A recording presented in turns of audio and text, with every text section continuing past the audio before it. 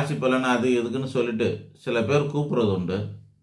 அப்படி கூப்பிடும்போது பாசிட்டிவாக தான் சொல்லணும்னு சொல்லுவாங்க. அது நான் ஒத்துக்க மாட்டேன். கிடையாது. உள்ளது உள்ளபடி சொல்லுவேன். பரவாயில்லையான்னாங்க. என்னங்க ஜனவரி 1ஆம் தேதி அதுவுமா உட்காந்து உங்களை ஒரு கேள்வி கேட்டாங்கன்னா நீங்கள் பாசிட்டிவாக சொல்ல மாட்டீங்களான்றாங்க. இல்லை சார் சொல்ல மாட்டேன். இந்த ராசிக்கு இப்படி தான் இருக்கும். பரவாயில்லையா அதை சொல்லட்டுமா நான் அப்படின்னா என்னை கழட்டி விட்டுருவானுங்க. அந்த டிவிக்காரங்களாம் என்னை கழட்டி விட்டு அடுத்தால போட்டு டிவியில் போட்டு 12 ராசிக்கு ஆஹா ஓஹோன்னு சொல்லுவானுங்க. அடுத்த வருஷம் என்ன சொல்லுவானுங்கன்னா போன வருஷம் நீங்கள் இந்த மாதிரிலாம் கஷ்டப்பட்டுருப்பீங்க, இந்த வருஷம் நல்லா இருக்குன்னுவானுங்க. ஸோ ஏன் அப்படி சொல்கிறாங்கன்னா டிவி மோகம், விளம்பர மோகம், செயற்கையான கீர்த்தி. இயற்கையான கீர்த்தி இல்லை. இயற்கையான தானாக வரணும். பிரபலம்ன்றது தானாக கிடைக்கும். ஆனால் செயற்கையாகவே அவங்கெல்லாம் உங்களுக்கு எதை தின்னா பித்தம் தெளியும்னு ஒரு கவலை. அதனால் எவன் நான் சொன்னாலும் அதெல்லாம் போய் செய்கிறீங்க. ஆயிரக்கணக்காகவும் லட்சக்கணக்காகவும் செலவு பண்ணுறீங்க.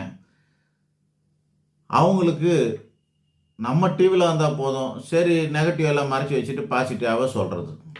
பாசிட்டிவ் இருக்குமே. குறை நாடி குற்றம் நாடி அவற்றில் மிகை நாடி மிக கொள்ளல் சொல்வார் திருவள்ளுவர். நல்லதும் கெட்டதும் இருக்கும் ஒரு அமைப்பில். அதில் எது அதிகமாக இருக்கோ அதை எடுத்துக்கணும். ஆனால் சொல்லணுங்கிறதுக்காக பாசிட்டிவ் மட்டும் எடுத்து சொல்கிறது. அது கோர்ட்டில் வாதாடுற மாதிரி. அக்யூஸ்டுக்கு கூட வாதாடுவாங்க வக்கீலுங்களாம்.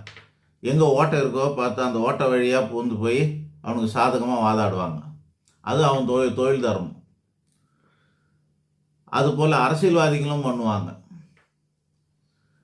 மெஜாரிட்டி பார்க்கணும். அதிகப்படியாக என்ன இருக்குன்னு பார்க்கணும். மேக்சிமம் அதில் தோஷம் இருக்குதா அல்லது மேக்சிமம் அதில் யோகம் இருக்குதான்னு. எது அதிகமாக இருக்கோ அதாங்க நடக்கும். அதை நம்ம பூஸ்ட் பண்ணணும். கொஞ்சம் கொஞ்சம் குறைபாடு உள்ளதுக்கு தான் பரிகாரம் பண்ணணும். அதிகப்படியான தோஷம் இருக்கிறவங்களுக்கு பரிகாரம் பண்ணலாம். ஆனால் பலன் தரணும் கேரண்டி கொடுக்கக்கூடாது.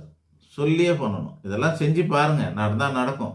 இல்லைன்னா 5 வருஷம் நீங்கள் விலைக்கு தான் இருக்க வேண்டியது வரும் அப்படின்னு நேரடியாகவே சொல்லணும். அந்த துணிச்சல் கிடையாது ஜோசியர்களுக்கு. நெகட்டிவை சொல்கிறதுக்கு துணிச்சல் இல்லை. பாசிட்டிவை மட்டுமே சொல்கிறாங்க. காரணம் உங்களுடைய எதிர்பார்ப்பு பாசிட்டிவ் தான். இந்த அந்த காலத்தில் ராஜாங்களுக்கெல்லாம் என்ன பண்ணுவாங்கன்னா புகழ்ந்து புகழ்ந்து பாட்டு பாடுவாங்க. புகழ்ந்து பாடி பரிசில் பெற்று போவாங்க. அந்த வேலையை நாங்கள் செய்யலையே. நாங்கள் புலவர்கள் கிடையாது. ஜோசியருங்க புலவர்களாண்ணா? உங்களுக்கு இத்தனை யோகம் இருக்கிறது, உங்களுக்கு அத்தனை யோகம் இருக்கிறது, நீங்கள் ஆகான்னு வருவீங்க, யோகம்னு வருவீங்கன்னு உங்களை